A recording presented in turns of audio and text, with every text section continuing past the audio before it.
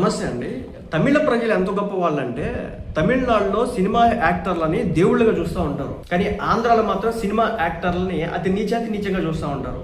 చాలా ఎట్టకారంగా మాట్లాడతారు. చివరాఖరికి తమిళ super star రజనీకాంత్కి తమిళనాడులో గుడులు ఉన్నాయి. ఆ రజనీకాంత్ గారు ఎన్టీఆర్ గారిని ఏదో పొగిడాడని చెప్పేసి వైసీపీ పార్టీకి సంబంధించిన కొంతమంది నేతలు ఆయన గురించి కూడా నీచంగా మాట్లాడారు. కానీ అక్కడ అలాంటివి జరగవన్నమాట.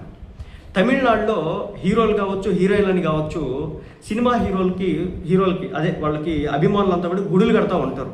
అదే ఆంధ్రాలో కోట్లు దానం చేసిన, అలాగే మంచి దానం చేసిన, పేదవర్గాలకి సపోర్ట్ చేసిన, నిలువు నీడలేనటువంటి వ్యక్తులు కుటుంబాలన్నిటికీ కూడా ఒక ఆదరాభిమానాలు చూపించే విధంగా నిలబడిన, పాముకి పాలు పోచిన మాదిరి ఈ చూపించినటువంటి వ్యక్తి ఎవరైతే ఉన్నారో ఆయన్నే కాటేసేటటువంటి ప్రయత్నం చేస్తూ ఉన్నారు.